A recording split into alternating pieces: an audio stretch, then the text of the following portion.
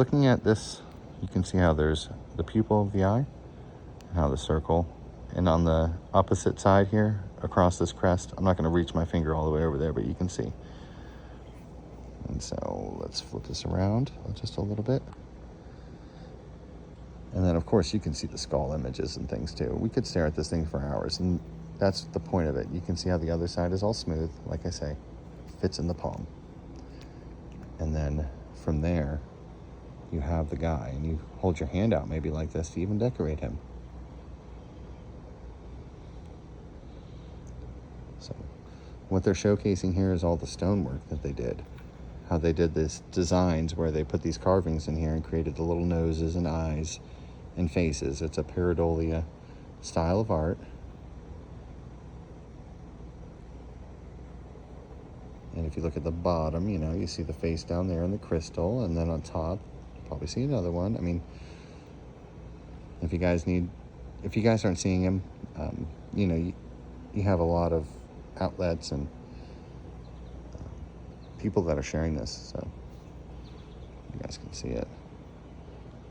I always make every single one of my videos as if it's a person that's new, because you people who know, look at the way the line is done for the beak of the bird here, perhaps. So all that little stuff right there, that's a little face on the very end, you can see. And so it has two. It has one little face on the very end, and then this one in the front of it. And as you see, when we can curl it, you can see the detail that's carved into it. And then as we zoom out, if I can, so sorry, we can see how that yellow represents the beak and that carving in there. In this section, if I can get the focus. So if you see that hole, right, and if you look at the two lines there, those are the lashes for the bird's eye. So you can pull it back and you can see how there's stuff on the crest. Now I zoom in a lot because this is how they looked at this stuff. You can see the human silhouette there.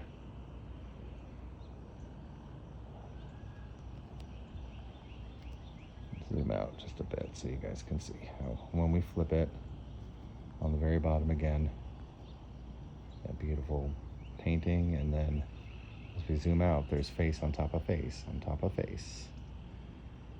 It's a family of people with a culture. Look at those zigzags, the ridges.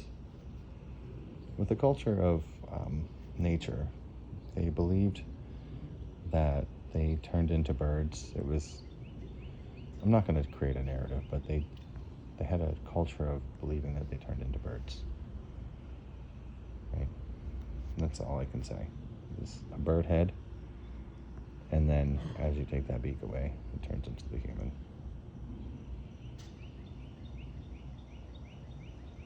There she is. The perfect human silhouette. So if you have the time, take a moment. These guys are here.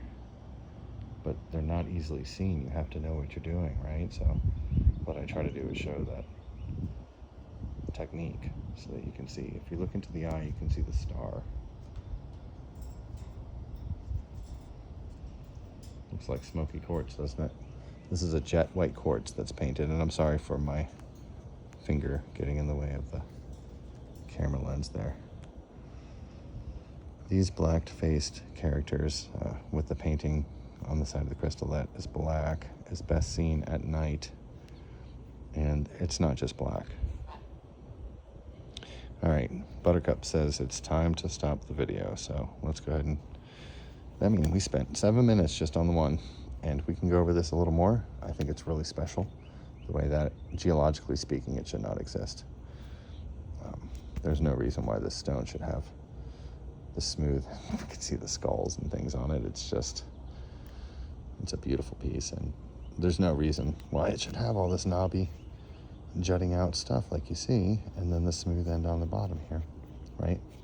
They gave us these, what is now archaeological evidence. They gave us those things. They knew that we wouldn't be able to see it. They knew that we wouldn't be able to believe it. even if we saw it. You know?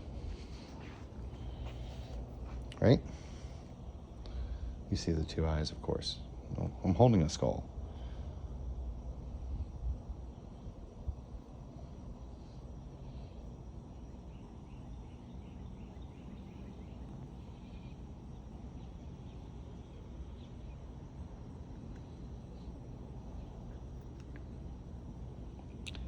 All right. There's a petition you can sign for the artifacts in Smithfield, but I don't know what to do about these ones. So I need help with proving this. All right. Thank you. Bye.